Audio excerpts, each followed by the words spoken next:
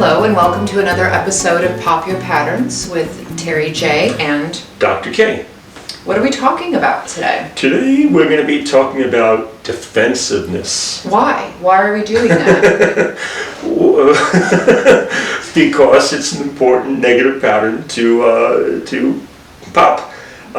So I have a question for you, which is, where does it come from?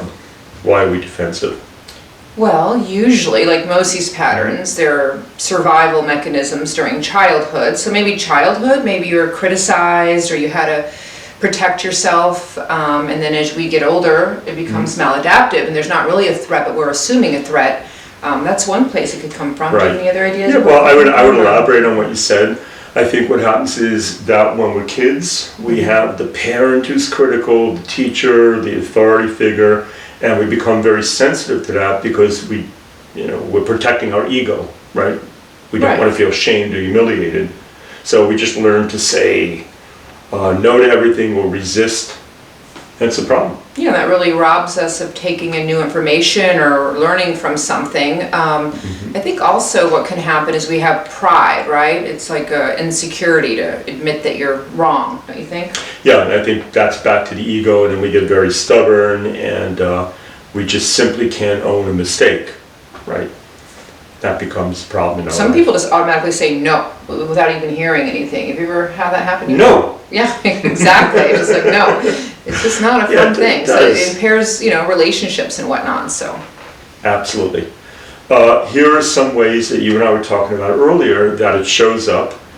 And if I've forgotten any, please just jump in. But blame, right? So in other words, we're always pushing back. Whenever somebody criticizes or we perceive criticism, we blame, we deflect. What else? Well, we deny, just flat out deny. That's what I mean by no.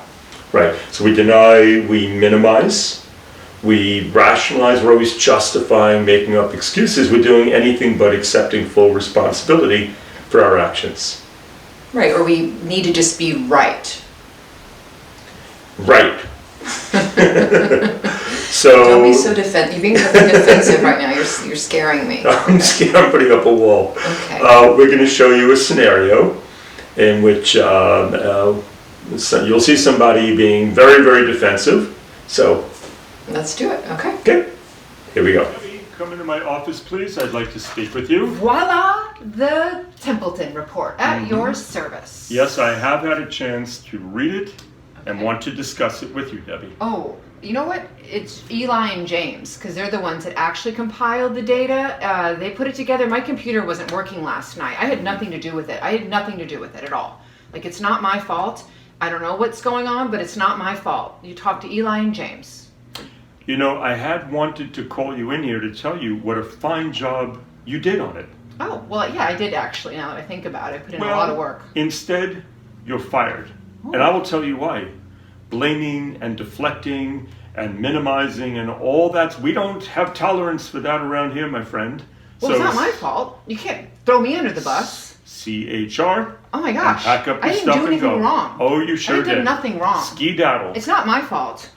Wow, defensive Debbie. Talk about self-sabotage. Yeah. So what could she have done differently? What do you think? Well, first of all, turning willfulness into willingness by just recognizing that you're being stubborn or defensive would be a good starting place. Instead of assuming a threat, she could actually view it as like a positive or like an opportunity to learn something and maybe grow or evolve from the experience. Do you have any ideas of what else? Yeah, very good. I would add this.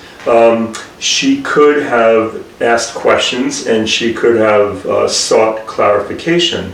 Instead of jumping to defense, she could have actually gone into it and said, well, tell me what you're thinking, and like that. I think that would have been good. That's true, because if she was like actually mindfully listening, then she would have seen like, oh, let me ask this questions I'm not quite sure. Instead, she just kind of shut down, and so you're right. Questions would be very powerful. Okay, so now we're going to show you what defensive Debbie looks like with a little bit of TJ and Dr. K coaching. Okay, let's do it. Let's do it. Come into my office, please. Voila, the Templeton reports. Yes, now I have had a chance to read it and wanted to discuss it with you. Oh, okay. Is everything okay? More than okay. Debbie, I feel you did a superb job. Excellent work. I'd love to hear any like other feedback you have, because this is not the final product, and I also worked on it with Eli and James, and any constructive feedback would be great. Well, I appreciate you mentioning them. I think that's very kind of you.